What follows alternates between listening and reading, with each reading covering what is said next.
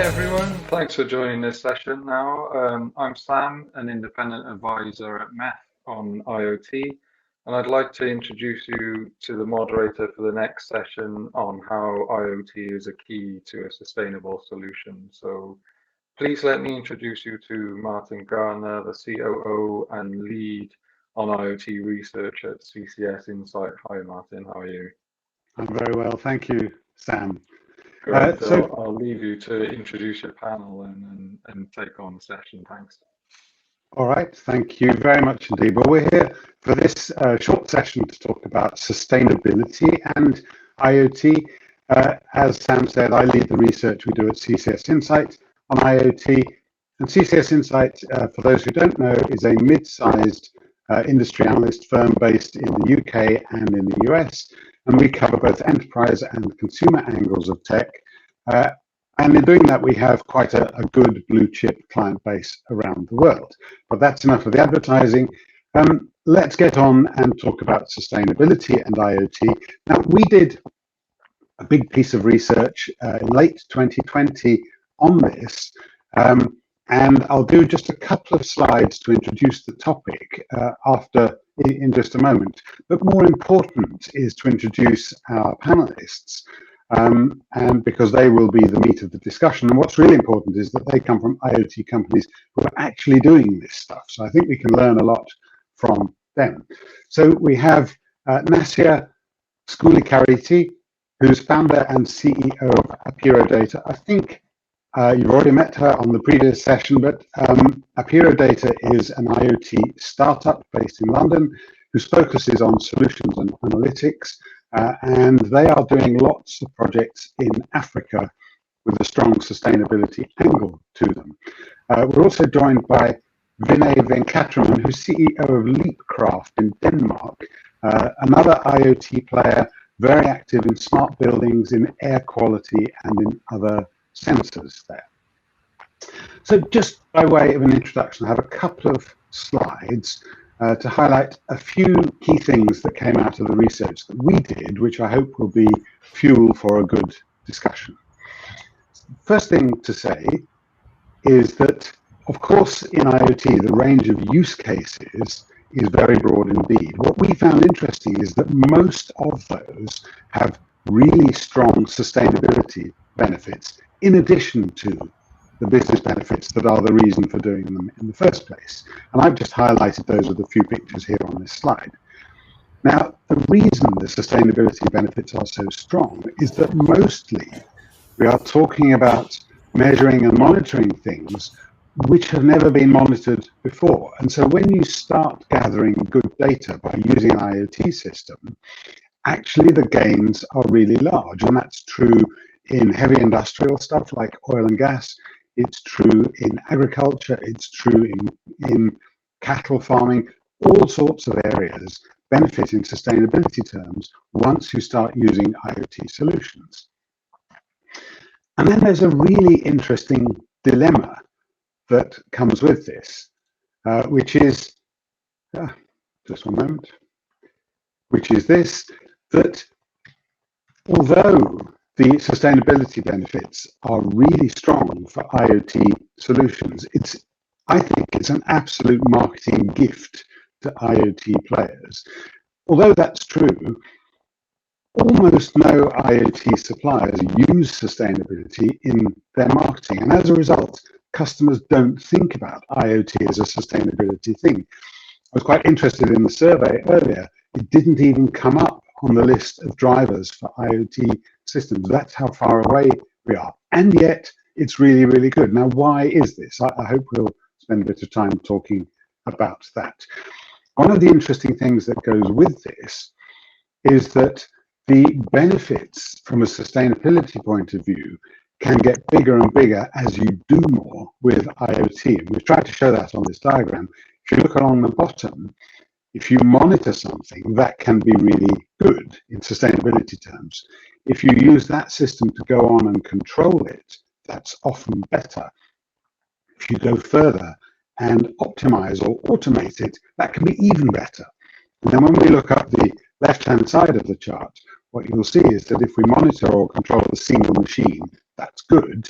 If we expand the scope to do a whole system like a factory, that's better. If we do a whole ecosystem like a supply chain or a smart grid or a smart city, that can be even better still. So what comes out of this is that wherever you start on this grid, there's usually more to gain if you expand either the role or the scope or both of your IoT system. And that leads to just a few key messages which lead into our discussion, and they are these. First one is that sustainability is a gift for IoT marketing. Please position your systems on sustainability grounds. It's too good to miss. Secondly, be ambitious. The world needs this stuff urgently, I would argue. And the third is keep going, because more or less wherever you start, there is more that you can do. There are more sustainability benefits. And the world can be a better place if we just keep going. So at that point, I'll stop and we'll introduce Nassia and Vinay. Hello to you both. Thank you very much for joining the panel today. Hello. Hello, Martin. Welcome. And I wondered if we could just start by rewinding to the use cases. I showed very quickly just a few of them, but you're actually doing them. And I wondered if you could bring that to life a bit by mentioning perhaps just a couple that you're involved in at the moment, which have really good, tangible sustainability benefits coming out of them. Nassia, would you like to start? Of course, I can do that. Well, Martin, as you mentioned earlier, the use cases for IoT and sustainability are quite vast because IoT, it's inherently a sustainable business. And what I mean by that is by connecting everything and by measuring what is happening from the different devices that we connect, we can take certain actions. And that places the IoT technologies within a good to utilize for creating a sustainable environment. Now, I can mention quite a few, but one of the use cases that I've been involved in, is near and dear to my heart, is for off-grid solar management. We'll be working on that in the sub-Saharan region for the past year or so. And from that perspective, it's both a sustainability, I would say, initiative, although when we got started, we didn't go out and say we will create a sustainable solution for off-grid market. It was to solve a problem. And the problem is that electricity and energy, it's most of the time is not dependable. So with IoT, we create solutions to solve a problem. And the solutions that we are creating, they end up helping the environment, because with solar power and solar energy, that is, it's helping overall the environment in a sustainable way.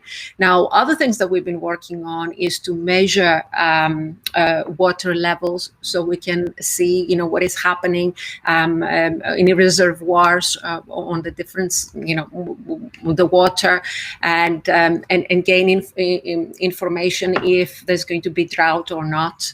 So you mentioned to cover a couple use cases. Those are two use cases that are key. Water and energy, I think. We can talk further down the road about all the other types of different use cases that are available and possible with IoT solutions.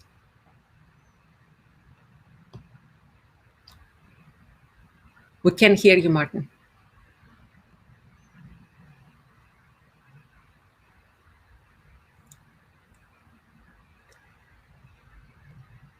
Oh, we cannot hear you.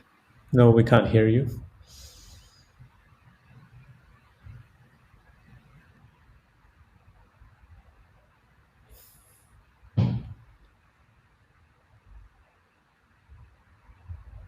Still not audible.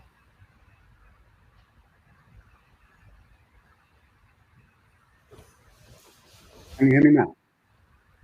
Yes. Yes. Okay, sorry if it's a bit crackly. Yes.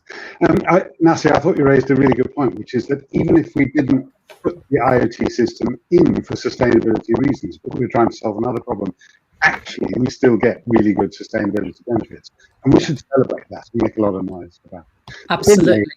Do you have a couple of good use cases that you could bring to us? Yeah, sure. Our angle to this whole thing is environmental sustainability.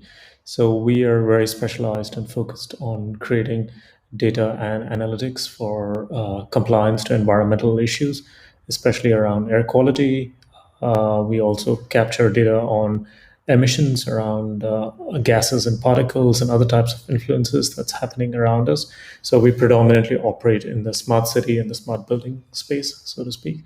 We've been doing this for the last 7 years in a variety of use cases. And Martin, some of those use cases that you already illustrated is something that we have tried our hands on.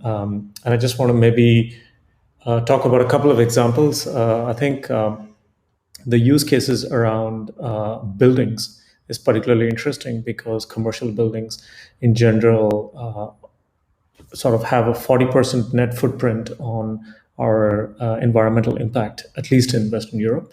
And it's growing every year. So this means that if we can do something about the impact, both from energy, from indoor climate, from health and well-being of people in these buildings, this has a profound impact. So this is something that we are particularly focused on. And I just want to show a small little device that looks like a little bird. This is something called the Airbird. This is a device that we recently released about 6 months ago. This is an IoT device that measures your indoor climate, especially carbon and CO2 levels. And this is something that's, like a highlight of an example of where data can actually make a difference in people's expectations of how they operate. Apart from that, we've tackled issues like wildfires. That's one of the examples that you showed in your cases. Industrial emissions, methane from agriculture, oil and gas emissions. So we have dabbled with dozens of use cases over the years. And yes, some have more impact than less. But I think one thing that I would like to allude to is the sort of 3x3 grid that you showed about an intervention at the lowest level, which is solving one small problem to a whole ecosystem sort of strategy. It is very true, and thanks for that. I think what I would like to add as an extra layer on that is that the broader you make the solution, the more value or impact it creates, no doubt, but it is harder to monetize and harder to create the business case because the stakeholders involved get very diverse and they all have to agree on the value exchange. And that's one of the reasons why I think smart cities and in general, all those notions around smartifying stuff is finding it really hard to prove as a business case. While the most narrow specific use cases that can impact sustainability, I think are much easier to drive through. So if you go to a customer and say, hey, we're going to save you 12% energy and reduce your overall operating cost by 6%, I think that's something that people understand instantly.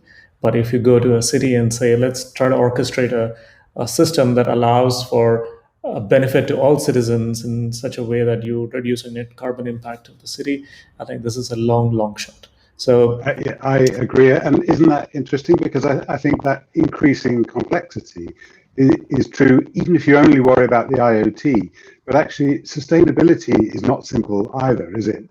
Now what we're finding is that we have, thanks to the measurements that you guys are doing, we have tons and tons of data about all sorts of different things, but it's actually quite hard then to make sense of it in sustainability terms.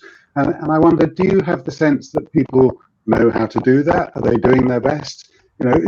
Who should show us how to tackle all of this? How do you do that? Is there any light you can shed on that? Maybe Nassia start? Yeah.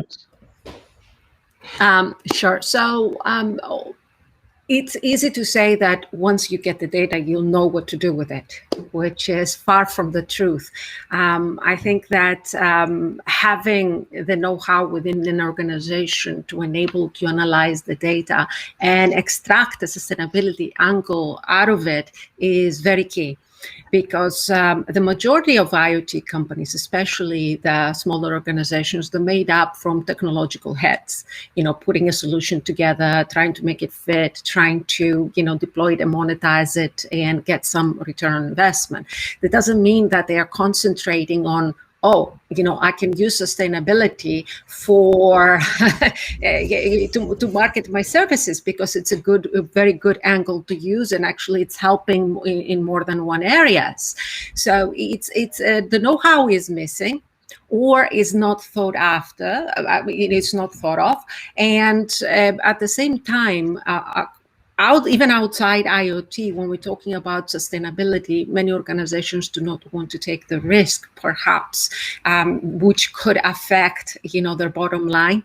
It could affect the overall image because, it would be good to do sustainability without just doing simple greenwashing and, follow through with everything that we're trying to achieve.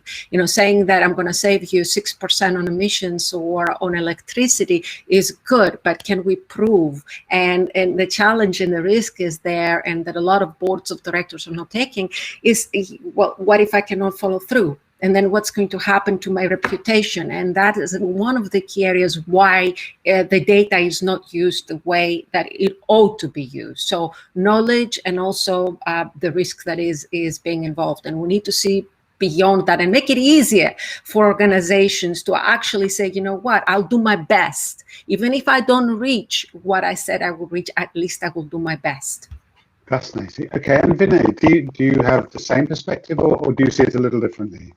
No, I think I wholeheartedly agree with everything. I think there's only one thing that I want to add to that, is that I think in the back in the day, like say if you rewind 10 years ago, IoT was all about sensors and then software.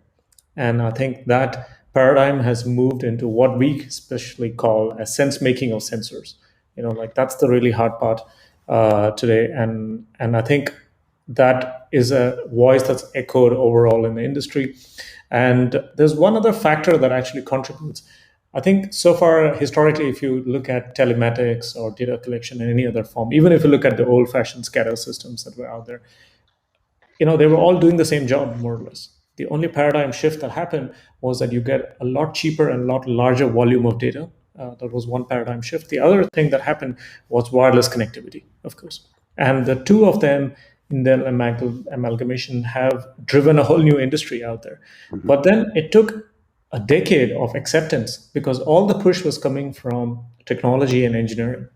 There was no pull, there was no demand towards how this data could eventually be meaningfully utilized. So sense making of sensors is one thing, application meaningfully to a particular purpose was the really hard part. And finally, I think we are seeing this discussion emerging in the form or a new package called ESG, right?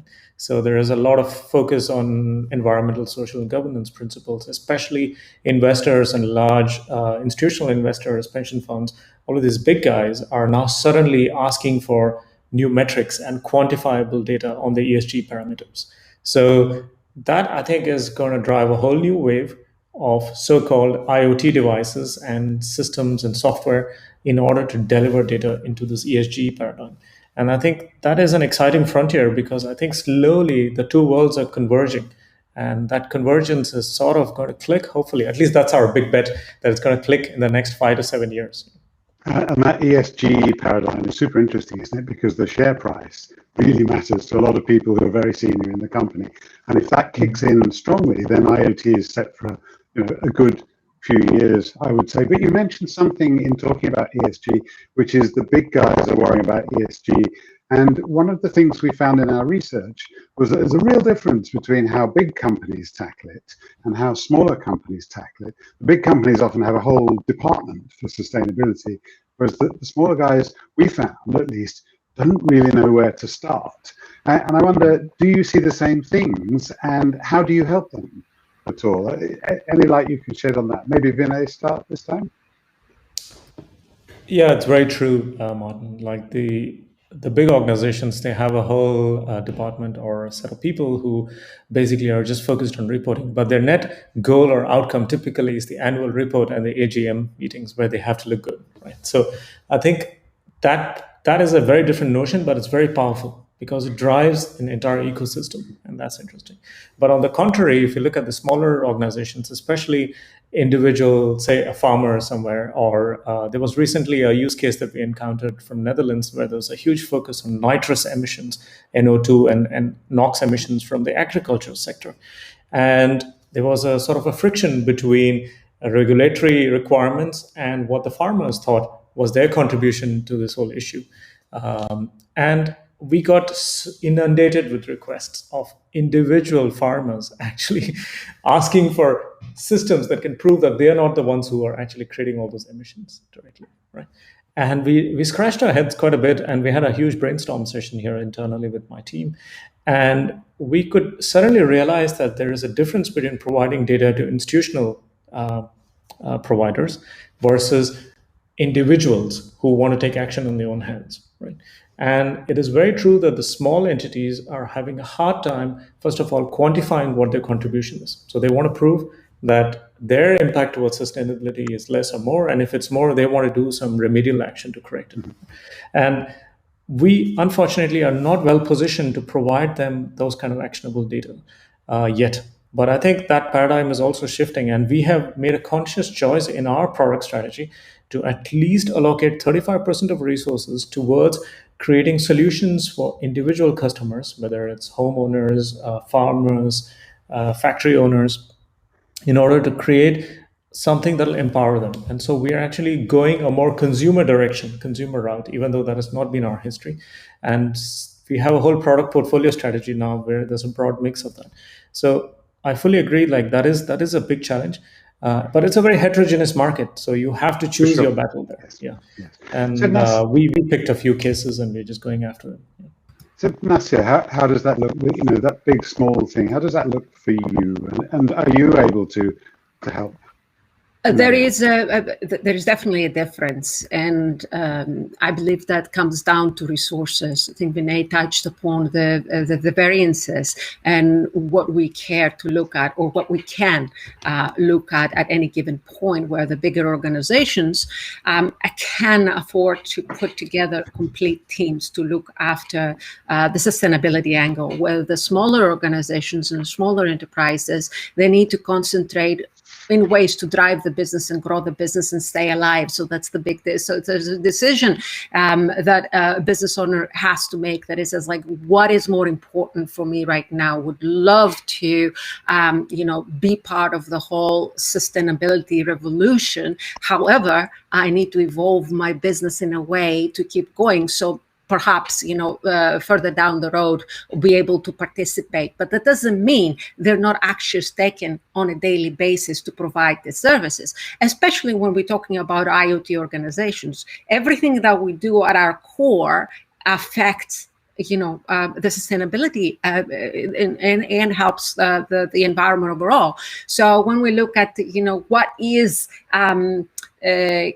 providing, or the key elements that create the whole sustainability angle is, the creating the majority of the emissions is the construction, is the food production, is transportation is the biggest one, right? And heating and cooling, which comes into what Vinay was saying earlier, the monitor what is happening within the building. All those areas can be tackled and measured with IoT services and IoT solutions. So we might not be talking about it, but we're working on it on a daily basis. We just need the regulatory parties to provide us with resources, perhaps, to help us get out there and converse more and voice, what we can do around sustainability.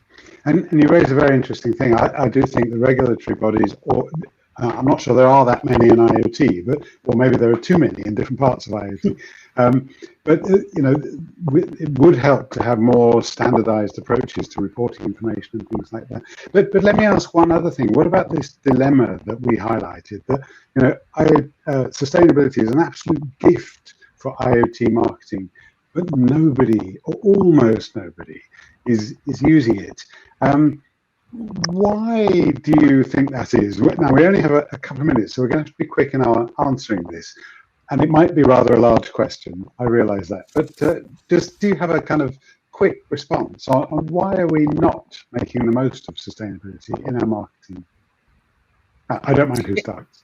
Nassia. All right, so I'll go first on this one. It goes back to what I was saying earlier. I think that we assume, that it's known that somebody will see that we can do all these wonderful things with measurement, the data. That that means that we can create sustainable solutions out of it. However, that's not the truth. What we've seen in the past 18 months is even, the period that people were on a lockdown, what an impact it had to the overall environment, which now it brings the whole sustainability angle on the forefront across the board. It says, okay, it's something that we need to converse a little bit more about it. Yeah. So, it's concentrating on what you need to tackle first. However, having to reach, that